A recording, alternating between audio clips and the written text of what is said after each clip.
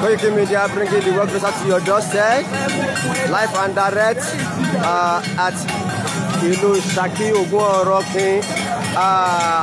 Yorùbá pé èní ni ọdún Egúngún tí àpéjọ ṣe wà ní Ògìdìgbò Ìgboro.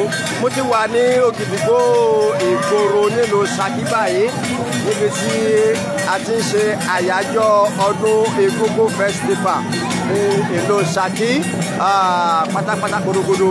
A ti ń lọ síbi tí àwọn Egúngún tí wọ́n ti máa péjọ pẹ̀lú kábíyèsí ọba wa Ọ̀kẹ̀rẹ̀ ti ìlú Ṣakí níbi tí wọ́n ó ti bẹ́ ẹran àti ṣe ètùtù ọdún fún gbogbo ọmọ kóòtù òjìire pàápàá jùlọ fún ìlú Ṣakí.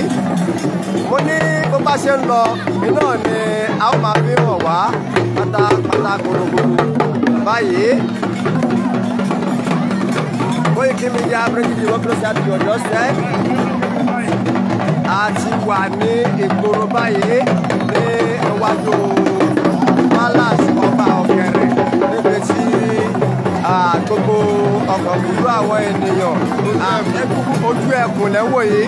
Egúngún tí a pè ní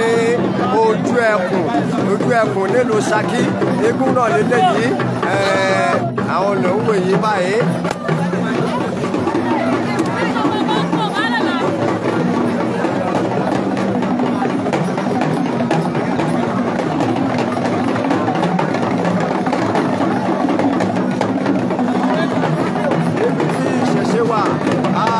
Kábíyèsí ọba wa Ọ̀kẹ̀rẹ̀ ti ìlú Ṣakí, eégún wọn náà ń bọ̀ wá, ó jẹ́ eégún ọba òun náà ń bọ̀ wá sí àpéjọ yìí.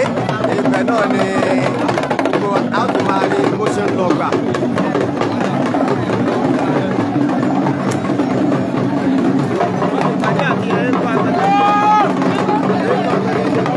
Eégún Agbẹ̀jẹ̀ndẹ òun náà lẹ́ ń wò yìí. Eégún Agbẹ̀jẹ̀ndẹ òun lẹ́ ń wò yìí.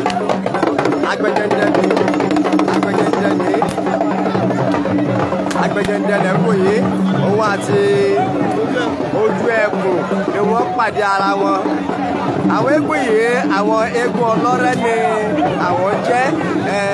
Bẹ́ẹ̀ ni wọ́n tún lọ sí ibi tí wọ́n ó ti ṣe àpéjọ náà tí wọ́n ti bẹ̀rẹ̀. Báyìí a lọ sí Palace báyìí lọ́wọ́lọ́wọ́ báyìí a lọ sí Palace báyìí. Ẹ ti rí àwọn èèyàn wa ẹ ti rí wọn báyìí.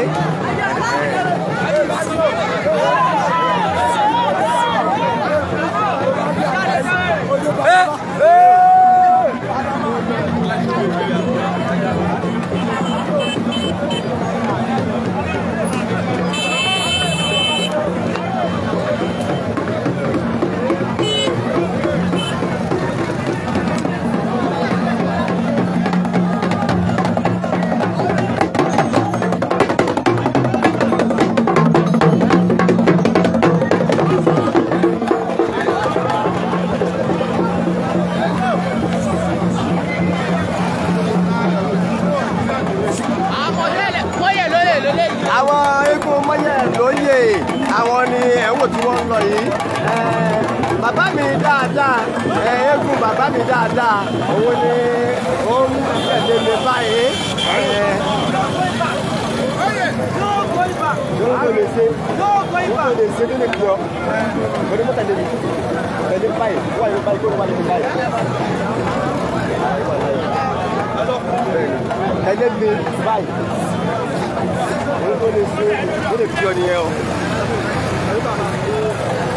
Koiki Media bringing the work closer to your doorstep. Live and direct Egúngún festival ìlú Ṣakí náà la ṣe wà báyìí. Mo ṣe sọ fún wa pé àwọn Egúngún náà wọ́n ti ń jáde báyìí láti máa lọ sí ibi tí àpéjọ wà tí wọ́n ti ṣe ètùtù láti ṣètùtù fún ìlú pàápàá jùlọ ilẹ̀ Kóòtù Òjíire. Oríṣiríṣi eégún náà ni a ó máa rí báyìí. A mọ̀ bí wọ́n wá.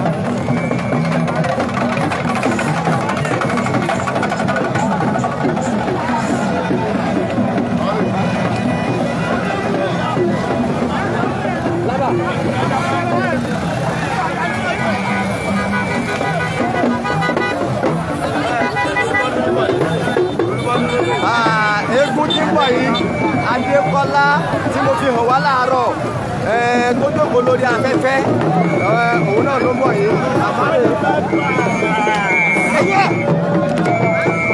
ẹ má kú dé o sójà gbogbo.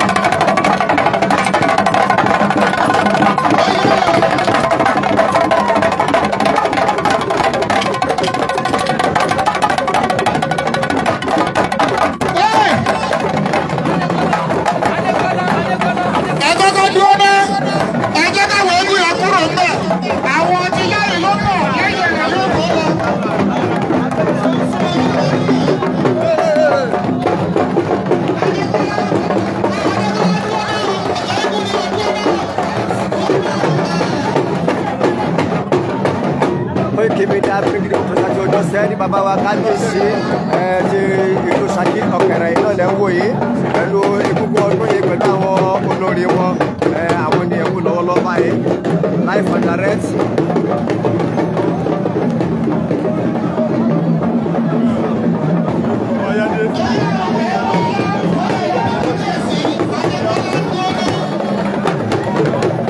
Ayọ̀nìrètí wa ìfẹ́ ló dùn olókè kábíyèsí ọwọ́ àwọn ẹ̀wọ̀n àbísọ̀ kábíyèsí yìí.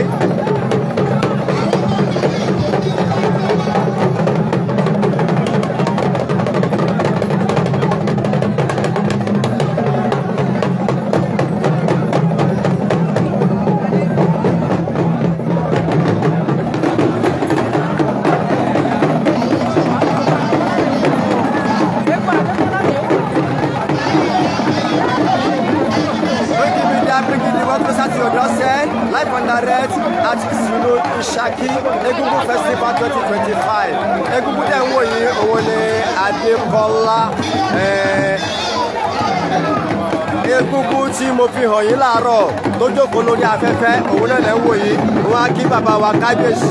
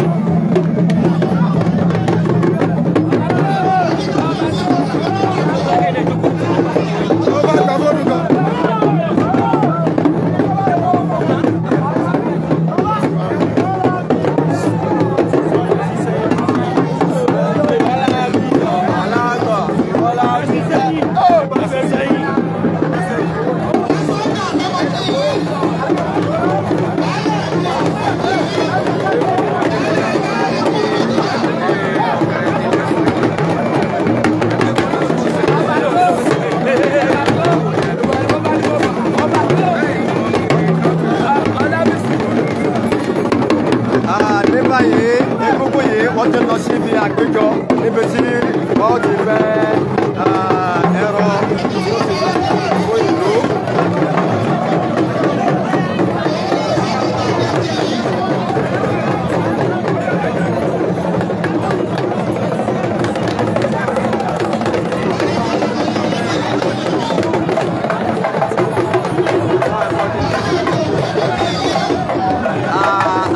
Àgbà ọ̀jẹ̀ náà ni wọ́n bá kí kábíyèsí.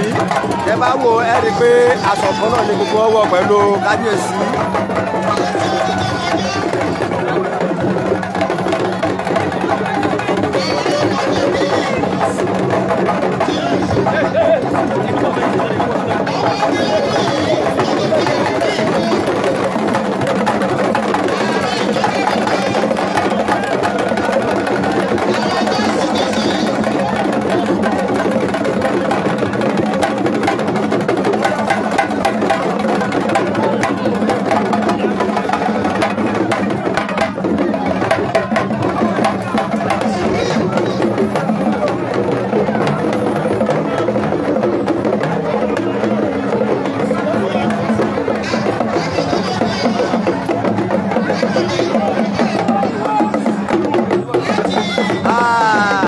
Ní báyìí àwa máa lọ sí ibi tí àwọn egúngún náà ti fẹ́ bẹ̀rọ nígbà tí bàbá wa ọlọ́lá jùlọ kábíyèsí Ọ̀kẹ́rẹ́ Tòló Ṣakí nígbà tí àwọn náà ń bọ̀ sí ibẹ̀ àmọ́ lọ dè wá láti lọ dúró dè wọ́n bẹ̀.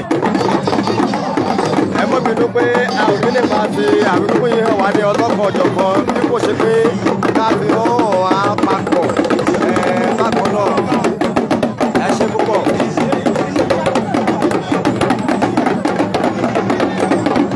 Nínú Ṣakí náà ni bàbá rẹ̀ àwọn olóyè wa àwọn èèyàn wa àwọn bàbá.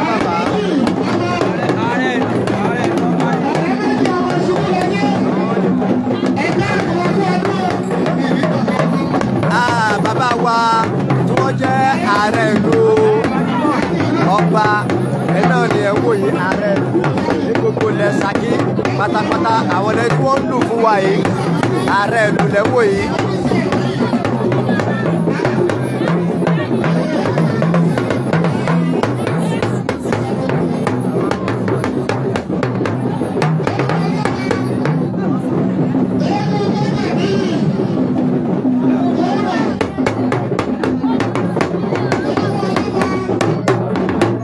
Ọmọ yín Adéyẹmọ Sunday Ìgbòho Òòṣà ó fi ní.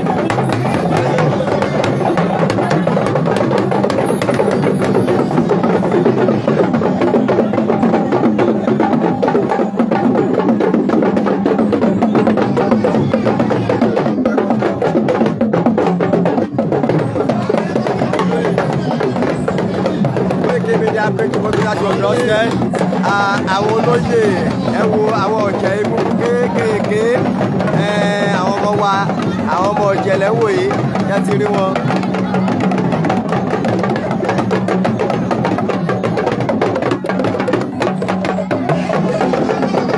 Gbogbo wọn náà láwùrẹ́ nígbà tí a bá dé àpéjọ bẹ́ẹ̀.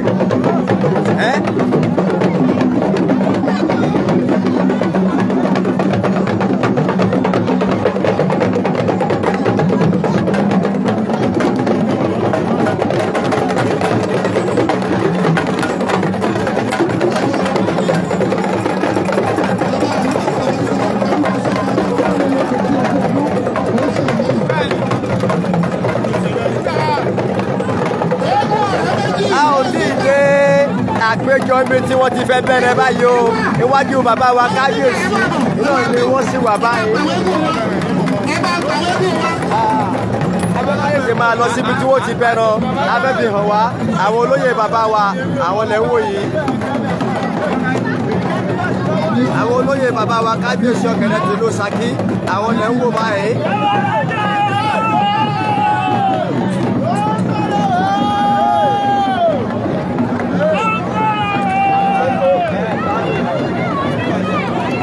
Àwọn ẹ̀rí oríṣiríṣi egungun tí a ti rí wọn ọ̀rẹ́ méjì ọ̀rẹ́ mẹ́ta ọ̀rẹ́ mẹ́rin ọ̀rẹ́ márùn ọ̀rẹ́ mẹ́fà ọ̀rẹ́ mẹ́jọ ọ̀rẹ́ méje ọ̀rẹ́ ọgbọ̀n.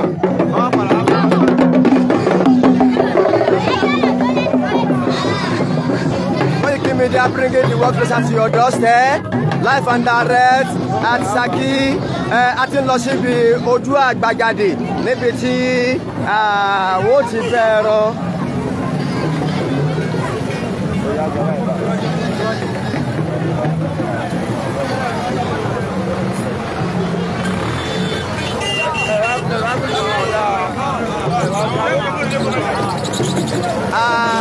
Ìgbà tí mo sọ fún wa pé bí a ṣe wà nílùú Ṣakí àti Àgbẹ̀kọ̀yà àtọlọ́pàá àti OPC àti àwọn ọdẹ ìbílẹ̀ iná ni a jọ ń ṣe àyájọ́ ọdún egúngún nílùú Ṣakí báyìí báyìí àwọn lè wò yìí.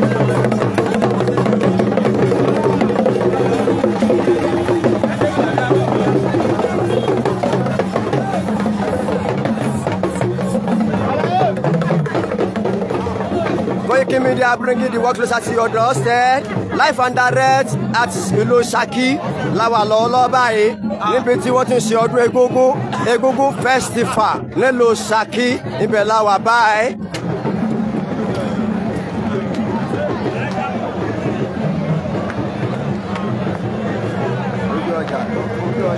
Ojú ọjà ìlú Ṣakí ibẹ̀ láwa báyìí ojú ọjà ìlú Ṣakí iná la wà lọ́wọ́lọ́wọ́ báyìí níbi tí gbogbo àwọn egúngún tó bá gbé ẹ̀kú egúrù wọ́n á forí balẹ̀ níbí wọ́n á sì ṣe eré wọn bó ṣe tọ́ àti bó ṣe yẹ ṣùgbọ́n láì gbára wa lákòókò mo fẹ́ kájọ débi tí wọ́n ti ń bẹ̀rẹ̀ lọ́wọ́ kí adọ́dọ̀ àwọn àgbà ọ̀jẹ̀ ẹ má bínú pé mò ń sáré fi hàn wá lérèfé.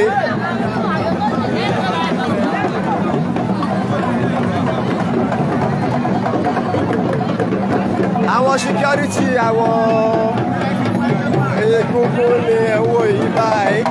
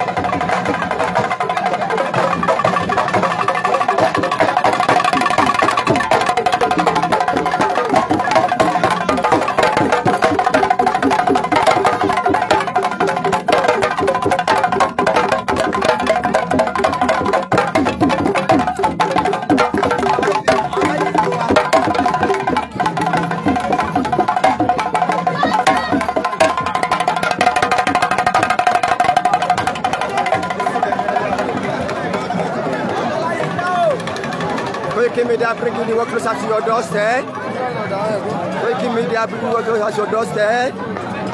Tẹ́ bá wo ibi tí mo ń fún wa hàn yìí eégún Yemọjagbà láti Ìlúà iná lòun ti wá báyìí ṣe ti rí ẹ̀rí bí wọ́n ṣe so àwọn ọ̀nà fún ọdún yìí bẹ́ẹ̀ ni ọdún yìí kìí ṣe ọdún wàhálà kìí ṣe ọdún jàgídíjàgan ọdún àlàáfíà ni Koiki Media bring the work closer to those days. Ìlú Ṣakí nọ́mbà lọ́wọ́lọ́wọ́ báyìí níbi tí a ti mú wá fún wa ní live and direct. Ìṣẹ̀ṣe lágbà.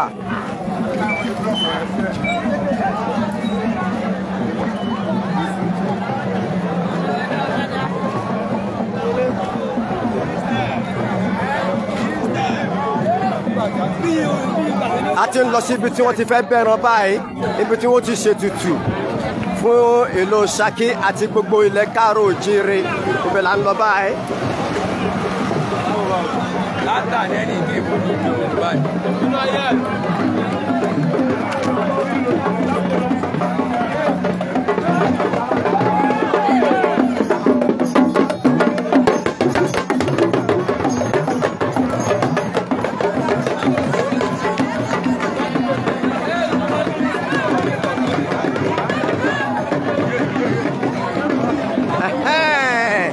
A ti dé ojú àgbàgàdé báyìí, òun lẹ ń wò lókèrè yìí.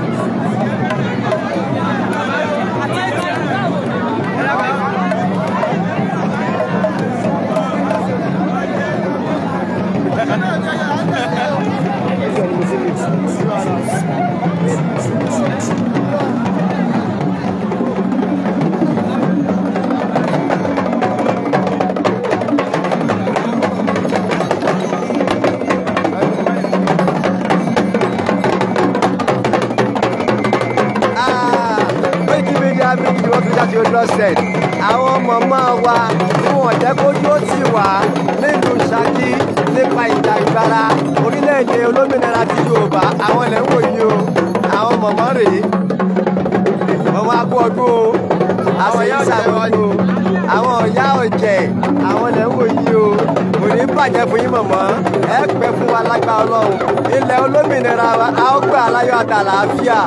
Ìbànújẹ́ gbogbo ní kẹ́gùn sí wa, a ò ní fọdún eléyìí, a ò ní fi ṣàṣe mọ́. Koiki Media bringing the work closer to your doorstep.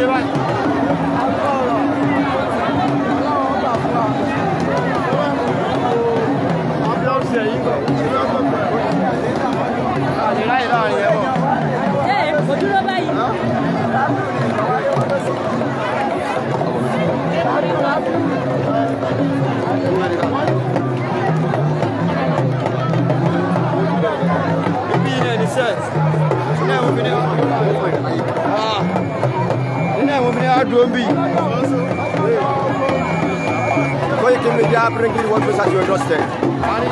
Níbi tí a wà yìí, ibẹ̀ gangan ni ojú gbàgàdé láti gbẹ́ ẹran fún ọdún egúngún ọdún ní ṣe ọdún 2025 òní ní ọjọ́ kejìdínlógún oṣù kẹfà. Ẹgbẹ́ládé iná ní eégún tó ń bọ̀ tẹ́ ń wò tí wọ́n já ewé lọ́wọ́ lókè yẹn eégún àgbà ni eégún Ẹgbẹ́ládé ni o. Àdúgbò kan là ń pè ní Ìlúà ní ìlú Ṣakí ní ìsàlẹ̀ òkè àwọn ni wọ́n ní eégún tá à ń sọ yìí Ẹgbẹ́ládé àwọn ni wọ́n já ewé lọ́wọ́ yìí. Eégún yìí ó dàbí eégún ṣíàbà ni ṣùgbọ́n ó farajọra ni kì í ṣe ṣíàbà torí pé ọ̀pọ̀lọpọ̀ wọn a máa sọ pé ṣíàbà jáde lọ́dún ní ṣíàbà jáde lọ́dún ní eégún tá à ń wò yìí ó farajọra pẹ̀lú ṣíàbà ni ó farajọra pẹ̀lú ṣíàbà ni. Oríṣiríṣi eégún iná la máa rí ẹ́rìkẹ́ mo ti lọ sí ààfin bàbá wa ọlọ́lá jùlọ bàbá wa kábíyèsí ọ̀kẹ́rẹ́ tìlú Ṣakí mo ti fi hàn wá bí ọ̀pọ̀lọpọ̀ egúngún bí wọ́n ṣe jáde wá. Ẹ mọ̀ pé ìṣẹ̀ṣe ìṣẹ̀ṣe làgbà.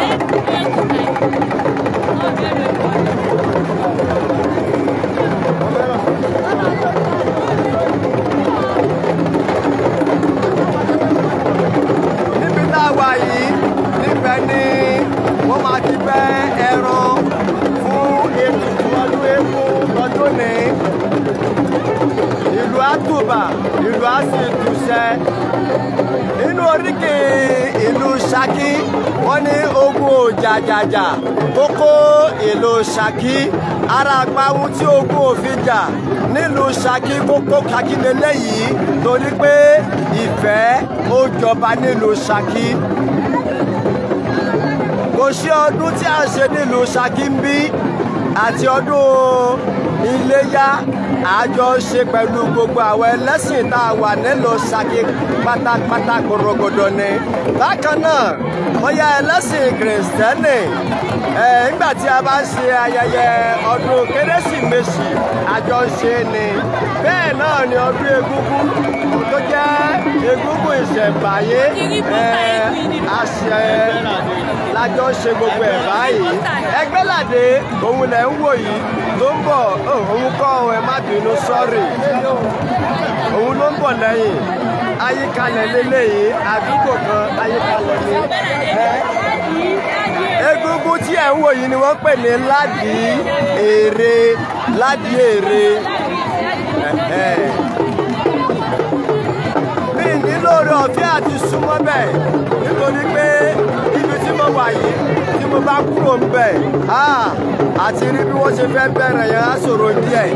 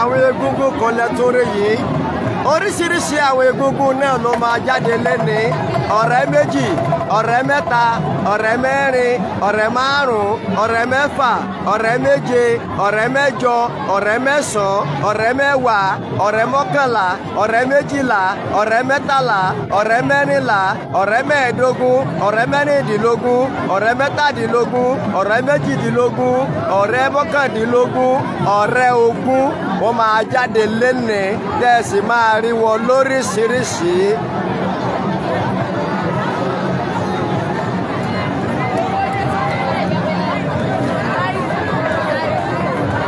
eégún mi náà tún bọ̀ bí lórí ọ̀fẹ́ àti yípadà sẹ́yìn báyìí nítorí bí tí mo dúró yìí tí mo bá ti lè kúrò ń bẹ̀ bí wọ́n ṣe fẹ́ bẹ́ ẹran fún ètùtù ọdún eégún á ṣòro fún wa láti rí eégún kan lẹ̀ ń wò yìí ní ìmúrúkọ rẹ̀ o.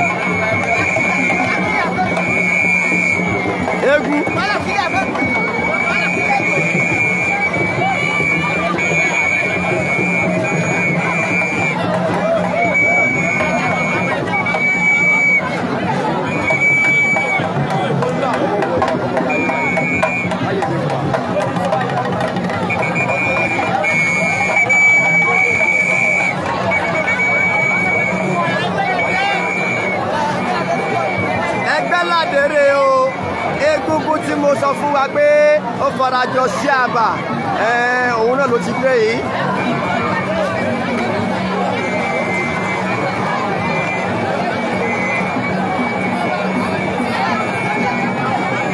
Koiki Media bringing the work closer to your doorstep at Ilusaki Live and Direct. Please and please share the program.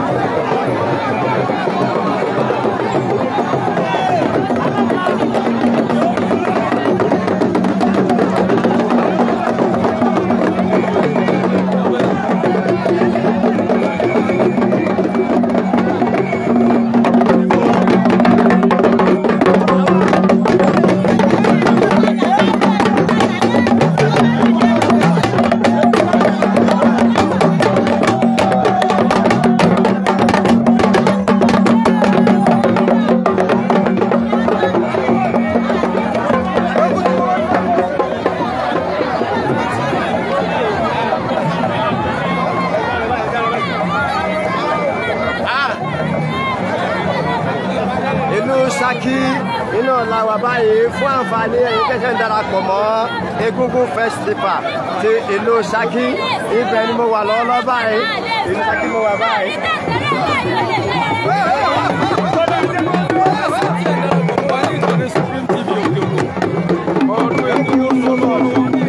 Ẹ ṣé púpọ̀ tí ẹ ṣe darapọ̀ mọ́ mi pẹ̀lú Koiki Media breaking democracy on your side.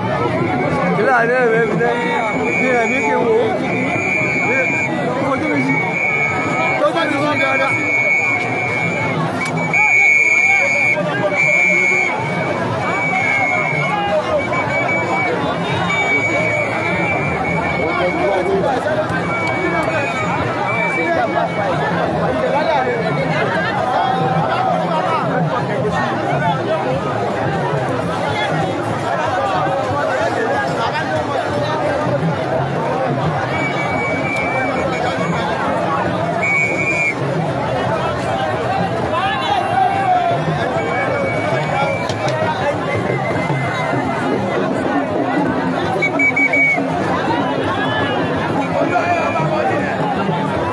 Media bringing you closer to your doorstep as live and direct.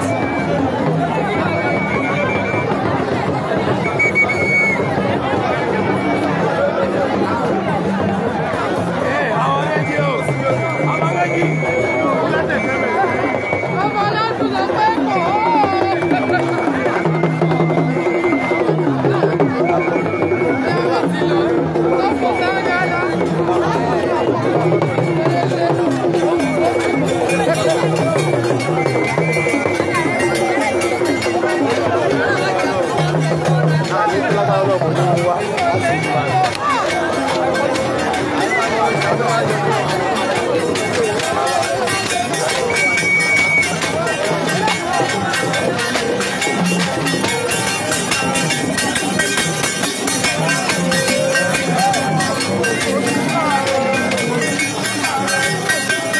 Arákùnrin tí ẹ ń wò yìí, Egungun lòun náà, òun ni a máa gbé egun ẹ̀fọ́.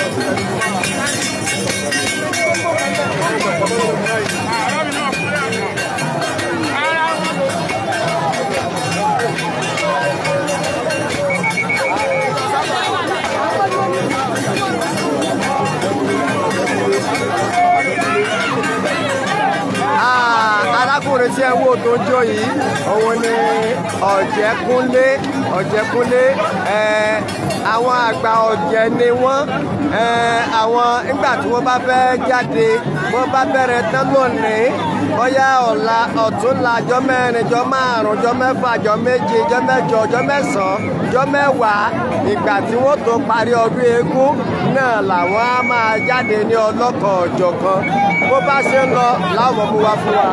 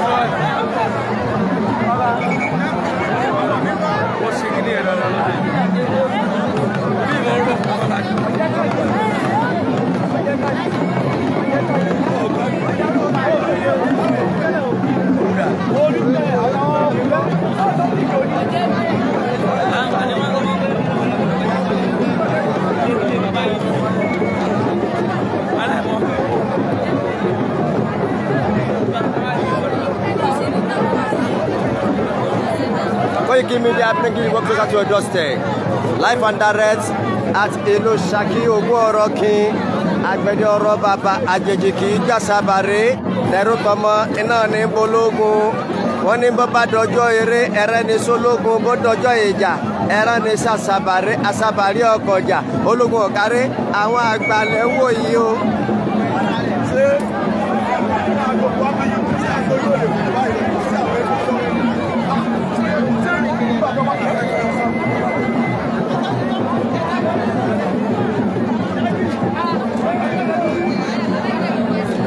Ẹ jẹ́ ń lọ sọ́dọ̀ àwọn bàbá mi nínú àgbà ọ̀jẹ̀.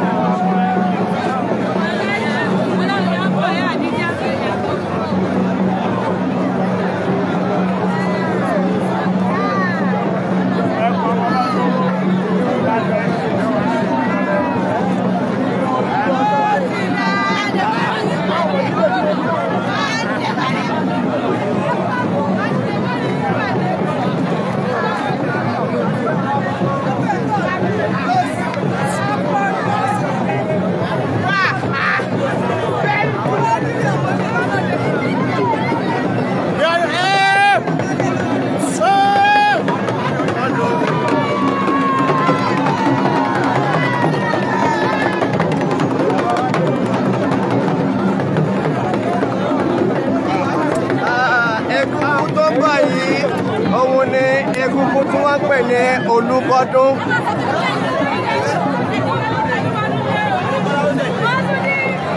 Egungun tí wọ́n pè ní Olúbọdún.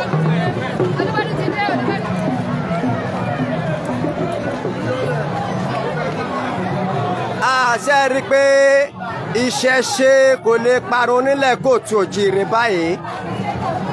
Ìlú Ṣakí ilé Ògún-ọ̀rọ̀-kin ibẹ̀ ni mo wà lọ́wọ́lọ́wọ́ báyìí. Koiki Media bringing the work at your doorstep. Egungun Festival 2025. Iná la wà yìí. Ọjọ́ kejìdínlógún oṣù kẹfà. Iná la wà ń bẹ̀ ní ọdún yìí. Live and direct. Ìṣẹ̀ṣe ó lágbára pọ̀.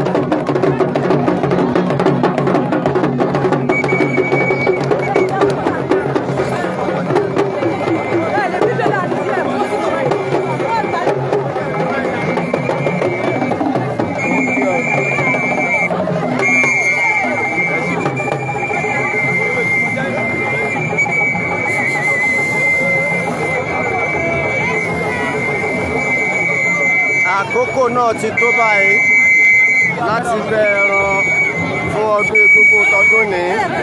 Àkókò náà ti tó báyìí. Àkókò ti tó báyìí.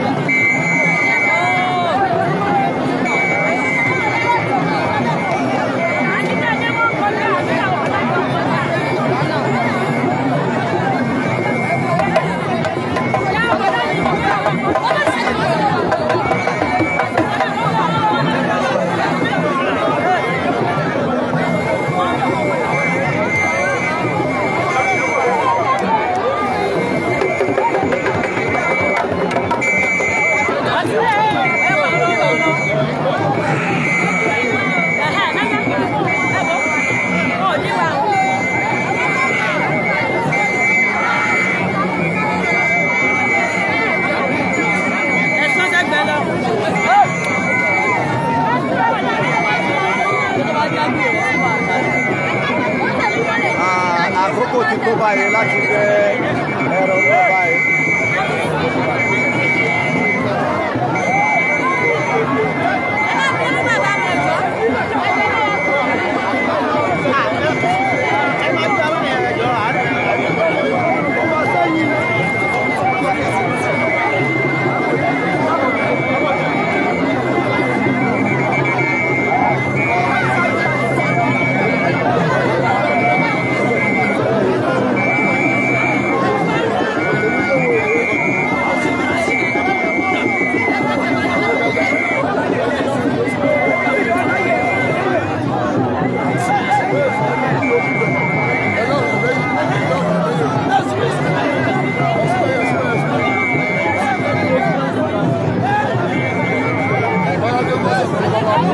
Bẹ́ẹ̀ bá ń tijú ara yẹn ní gbẹ́dùn tẹ fẹ́ ṣe ẹgbẹ́ mọ́ sọ́sẹ́ yìí.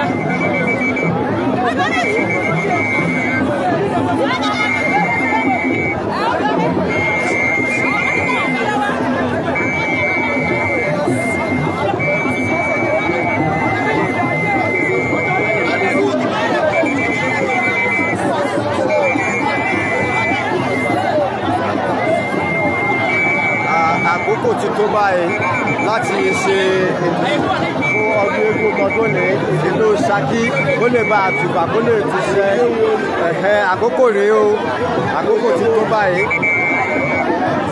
Mo sọ fún wa pé bá ṣe ń lọ ní lámọ̀ fi hàn wá tẹ́ bá wò ó.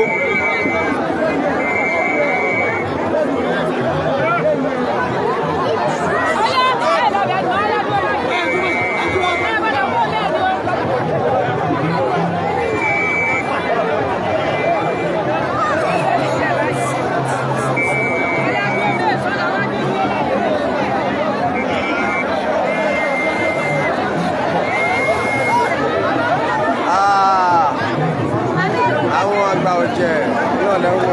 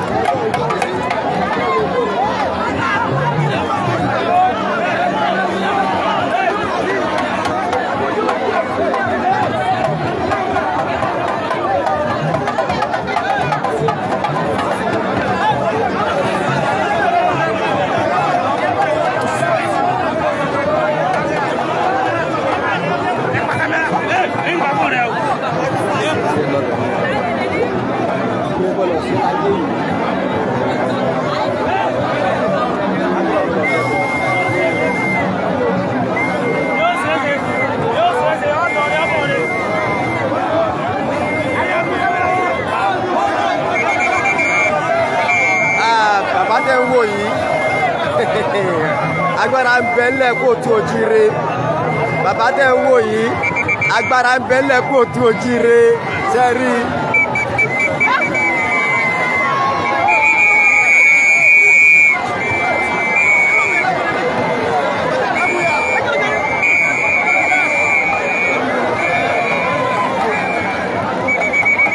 Ní báyìí wọ́n ti bẹ́ ẹran fún ọdún egúngún tọdún ní ọdún ti ṣe báyìí àdúrà ti gbà ẹ̀jẹ̀ ti ta sílẹ̀ ilẹ̀ kò ní gba ẹ̀jẹ̀ nìkọ̀ọ̀kan wá láṣẹ Èdùmàrè ọdún yìí bàbá mi dáadáa Ààrẹ Ọ̀jẹ̀ tìlú Ṣakí wọ́n wà pẹ̀lú mi láti àárọ̀.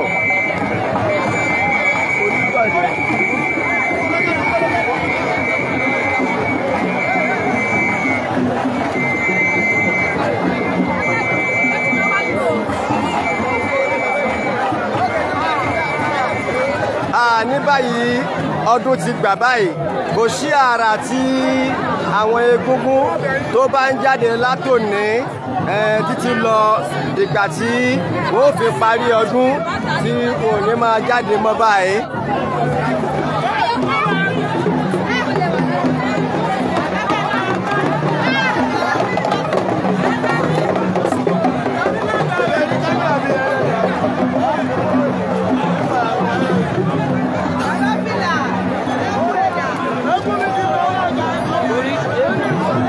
Ká máa lọ sínú ọjà báyìí níbi tí oríṣiríṣi àwọn egúngún tó ti máa perform.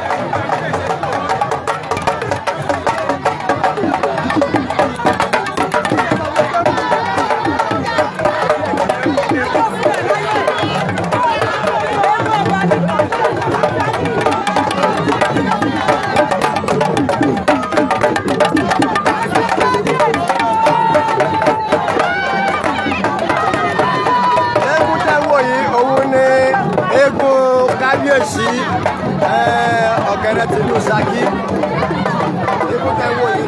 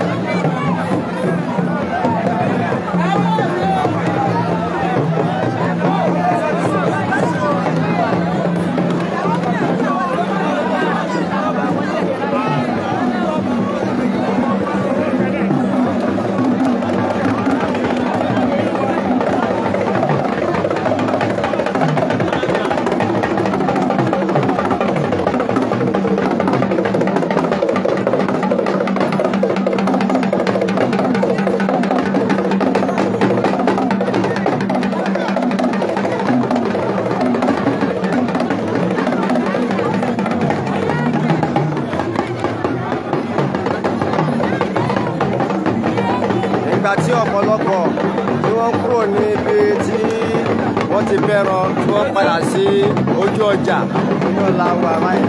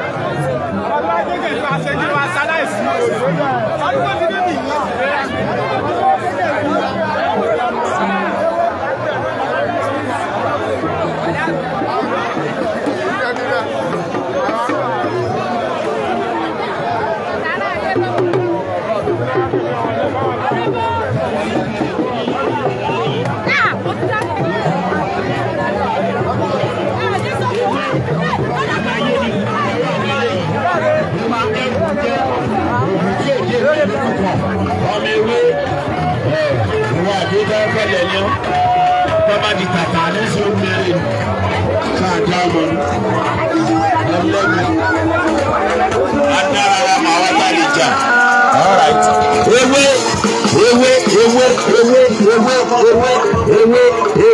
Ewé. Ọ̀sán àti rí kámẹ́rà tó ti wá gbé mi live. Èmi lajú fọ́ba Ṣákí. Ààrẹ kúmọ̀ alàgbàlẹ̀gẹ̀rẹ̀ lárí. Ọlọ́run ọmọ bàbá Samson lọ́gbẹ̀ ọ̀gá mi ni. Sẹ́ẹ̀tì àwọn onítíátà àkọ́kọ́. Àṣà kí ni wọ́n sọ? Àṣà Sàṣà. Sẹ́ẹ̀tì àwọn Bakese, sẹ́ẹ̀tì àwọn Federal. Ọlọ́run sẹ́ẹ̀tì àwọn òyìnbó ní tábà. Ẹ̀ṣẹ̀ tó tẹlẹ̀ tó tẹ́tọ́tù. Ọmọ tó tó wà mí ọkọ̀ àwọn olóṣó. Àtòròbò alright. Àwọn èèyàn ló wà ní Osámọ̀. Ọdún Ògúnra ṣe nínú ọdún Ṣakí. Òjò mọ́nì sẹ́ẹ̀tì àwọn Golomino alright. Ó ṣáàtìrí ọmọ bàbá Samson yẹn lọ́gẹ̀ẹ́. Ó ní fọjọ́ ọlọ́jọ́ lọ. Ọlọ́run ó pọ̀. Sẹ́ẹ̀tì àwọn onítíátà àkọ́kọ́. Sẹ́ẹ̀tì àwọn China Kuti alright. Sẹ́ẹ̀tì àwọn Masapa, sẹ́ẹ̀tì àwọn Bíèpẹ̀. Ó ṣàmọ̀ olóyè Akínrógun ọ̀gá mi gbogbo ìgbẹ̀jù Lẹ́kí. Olóyè Akínrógun aláṣẹ JFM 95.5 ní jẹ́jẹ́ láyé Garden City òpópónà Ìgbọ̀rọ̀rọ̀ nílùú Ṣakí. Ọ̀gá mi tó alẹ́ ọ̀gá Akínrógun Oṣàmọ̀ tó bá ti dalẹ́ ọ̀la láago méjì àbọ̀ alẹ́ ọ̀la àdàbí sí kí rédíò rẹ sí JFM 95.5 ọmọ ọgbọ́n alàgbàlẹ̀gbẹ̀rẹ̀ tó ń yíyan sọ̀tún yíyan. Òṣè.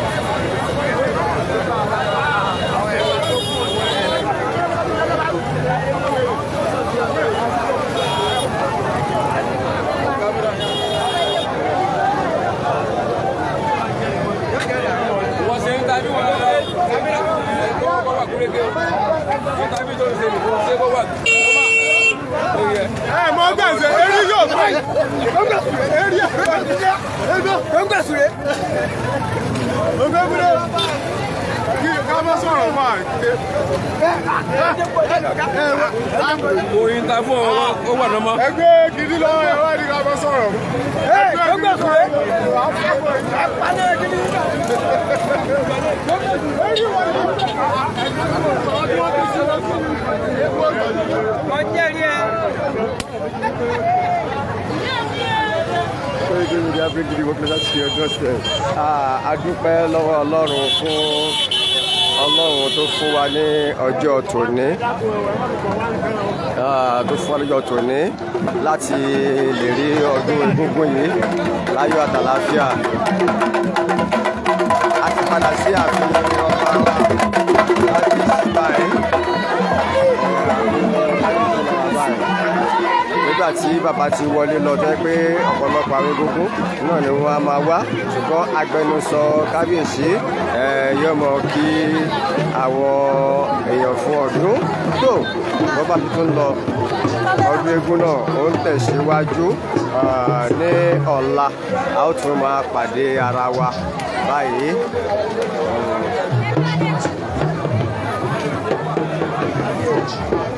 A tún máa pàdé ara wa lọ́la báyìí.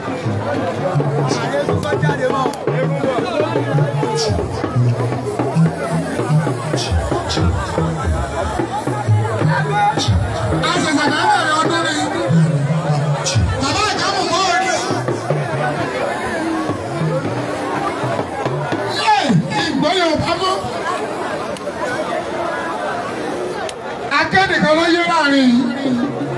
Kódà lágbóolé tíá, èmi ò gbé ṣíàmánù gbogbo baálé lágbóolé tíá.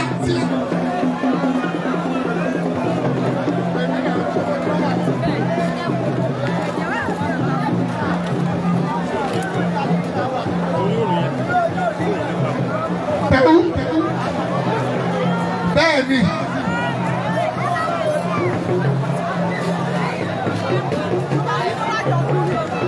Ẹ̀sọ̀ yìí ó pẹ̀lú ọ̀kan pé o ìwà rẹ̀ fà.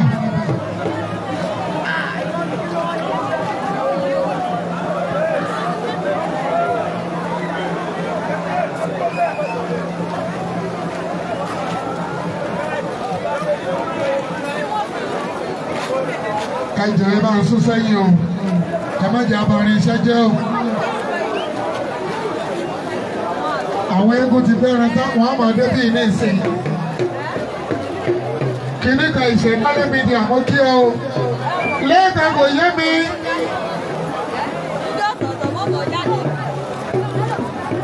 Gíwá ilé eégún ẹ káàbọ̀. Ẹ̀jẹ̀ bá ń sún sẹ́yìn, àwọn eégún máa dé padà ń sìn ẹjọ́. Ògún Káyọ̀dé ọmọ Tinúọlá.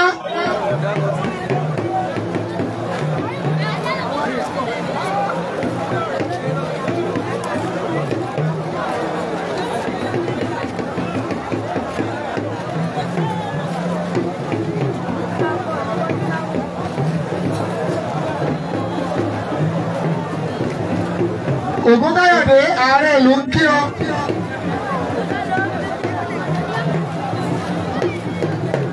Gbogbo ẹni tí ó bá fún ààrẹ ìlú lábọ̀ ní ìsìn 1,000. Nígbà jẹ́ ebótú náà ní òtó ṣèlú 1,000 ní.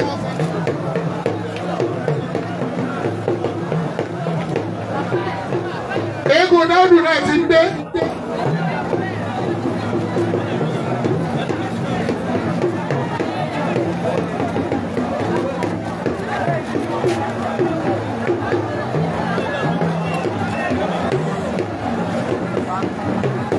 Àṣẹ. Wọ́n jìnnà sí kámẹ́rà yìí o. Àwọn eégún ti ń dé padà.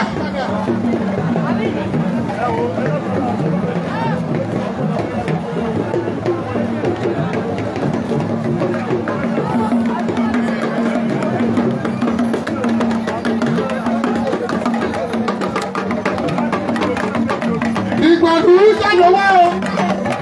Ìgbọ̀nù jáde wá.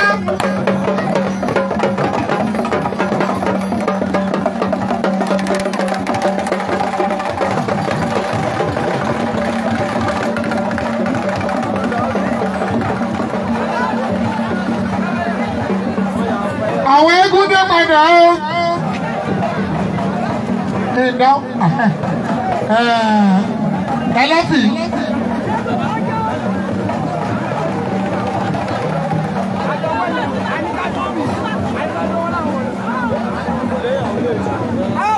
Ẹlẹ́fì ti dé. wọ́n ti gbẹ́ran tán àìrán ní iṣẹ́ májàbọ̀ fún mi ọ̀kẹ́rẹ́ àìláàdó àgbọ̀ àwọn eégún rẹ̀ lọ́dún yìí.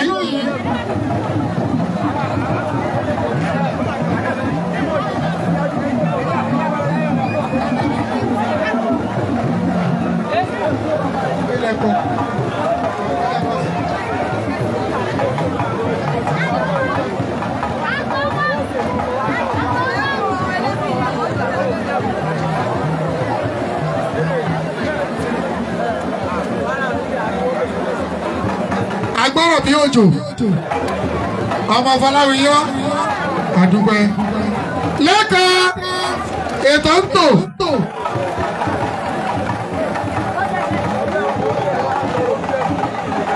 Lẹ́ka wọ́mi.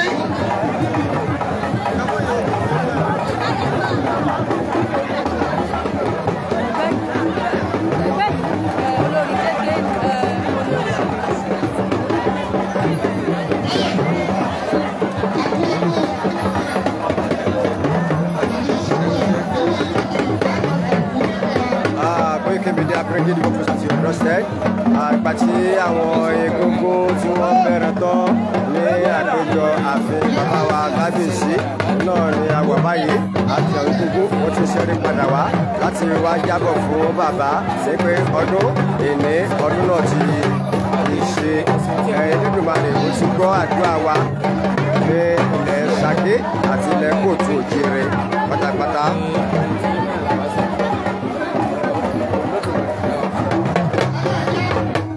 Nígbà tí mo fi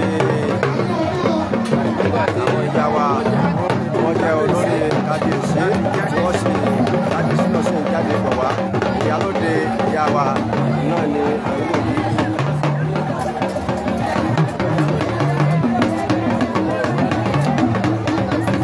Ìyálóde ilẹ̀ Ṣakí àwọn ni wọ́n wà láàrin yìí ọ̀tún ìyálóde náà wà lẹ́gbẹ̀ẹ́ wọn olórí bàbá wa Kábíyèsí ti Ọ̀kẹ́rẹ́ ti mú Ṣakí àwọn ni ẹ̀ ń wò yìí.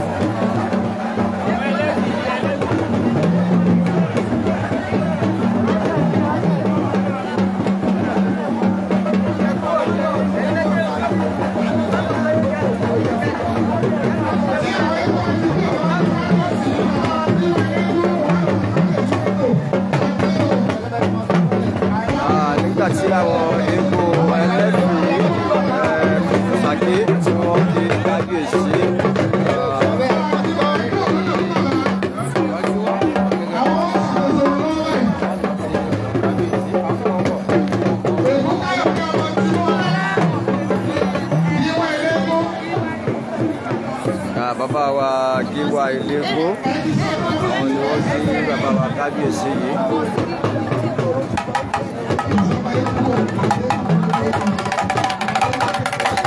Bàbá wa Gíwá Eléégún nílùú Ṣakí.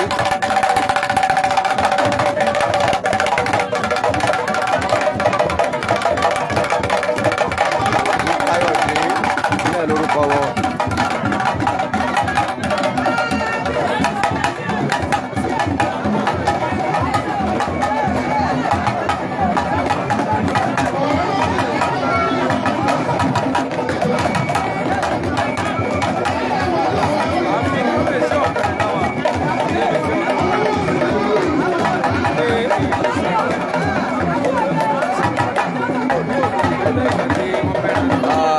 Gbogbo àwọn egúngún náà ni wọ́n wá sí iwájú kábíyèsí láti wá kí kábíyèsí láti gba ẹ̀tọ́ èyí tó jẹ́ ti ọdún yìí. Tí ẹ bá wò ẹ rí i pé bàbá wa kábíyèsí wọ́n ṣe bó ṣe tọ́ àti bó ṣe yẹ fún Eléégún. Bákan náà bí bàbá yìí bí ẹ ṣe wù wọ́n yìí bẹ́ẹ̀ náà ni wọ́n ṣe fún àwọn ẹlẹ́sìn Ìmàle tó jẹ́ ẹlẹ́sìn Islam pẹ̀lú ẹlẹ́sìn Kìrìsìtẹ́nì nígbà tí àkókò ọdún tiwọn náà bá dé. Ó fi hàn pé bàbá yìí wọ́n jẹ́ ẹni tí wọ́n kó gbogbo ẹ̀sìn mọ́ra pátápátá fún ọjọ́ kan nípọ̀sí. Egúngún festival Ṣakí West Local Government la wà yìí ẹ̀sìn púpọ̀ nígbà tí àwọn Ìgbò míì táwọn náà tún ń bọ̀ wá tí wọ́n sì ń dúró lọ́wọ́.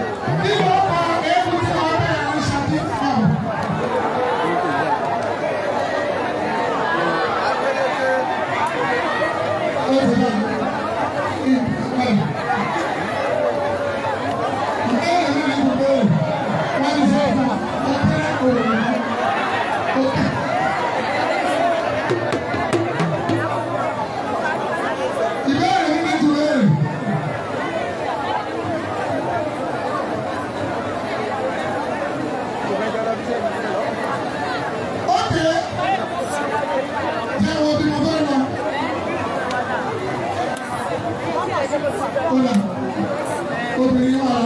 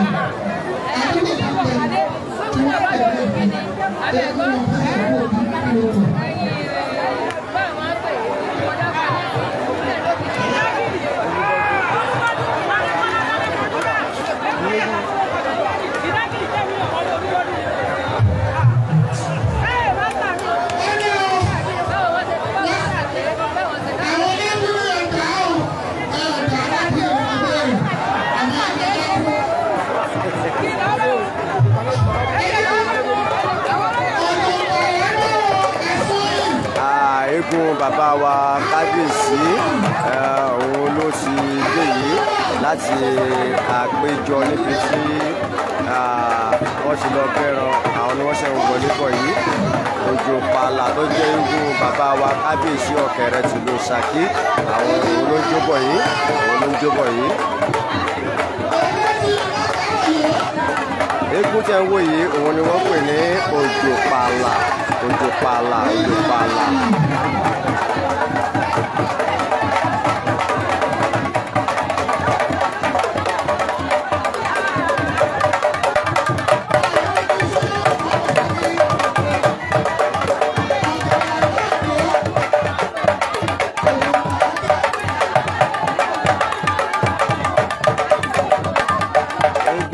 Òun ló jẹ́ eégún kábíyèsí Ọ̀kẹ̀rẹ̀ tìlú Ṣakí.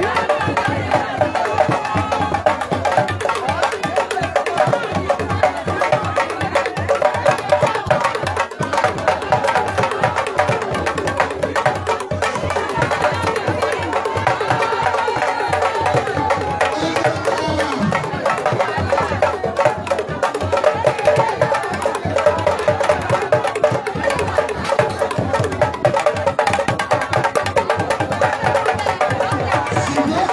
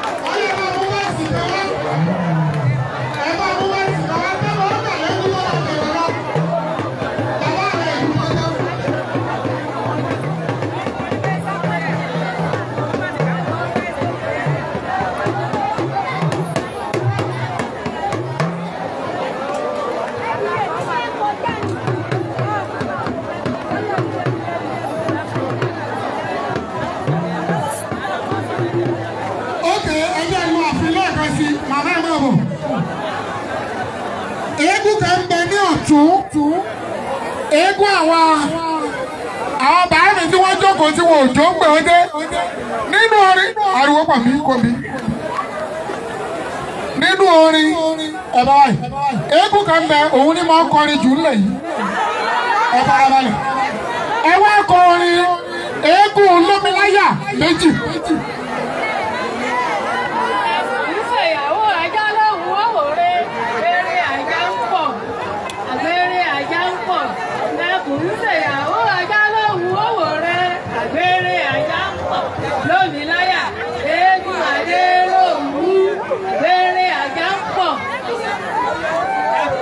Tẹ́tí ẹ ṣe dáadáa ayé ń lọ nìní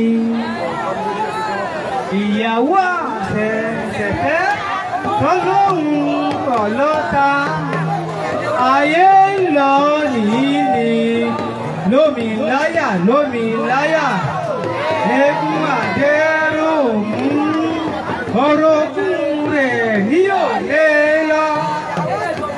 Orogún rẹ̀ ní òlé lọ ìyàwó àṣẹṣẹfẹ́ tọ́lọ́hún ọlọ́ta orogún rẹ̀ ní òlé lọ ọdọọdún náà ló máa ń gbé orin wá lóríṣiríṣi orin ní ọdún kọ̀ọ̀kan orin ọdún tó kọjá náà ló kàn yìí. ẹ ṣeun inú mi dùn pé ẹsìn yẹn wáyé mi torí èyí kọ́ mo pè ẹni ẹsìn wá ní ọgbẹ̀bù ẹ̀yìn ọ̀dà ewé eléyìí ná. ẹ̀yin lẹ́sẹ̀ ló gbọ́dọ̀ wọ́n ẹ̀yin tẹ́ ẹ fẹ́ yán jẹ tẹ́ ẹ fọ́kòrò ẹsẹ̀ ló gbọ́dọ̀ wọ́n lómi láyà ẹ bá fún wọn bẹ́ẹ̀ sì kan. àdúgbò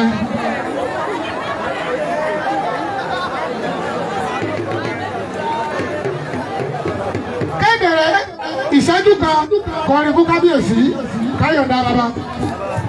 ẹwà mi ọ̀jẹ̀ lára mi o ẹwà mi ọ̀jẹ̀ lára mi ẹwà mi ọ̀jẹ̀ lára mi o ẹwà mi ọ̀jẹ̀ lára mi.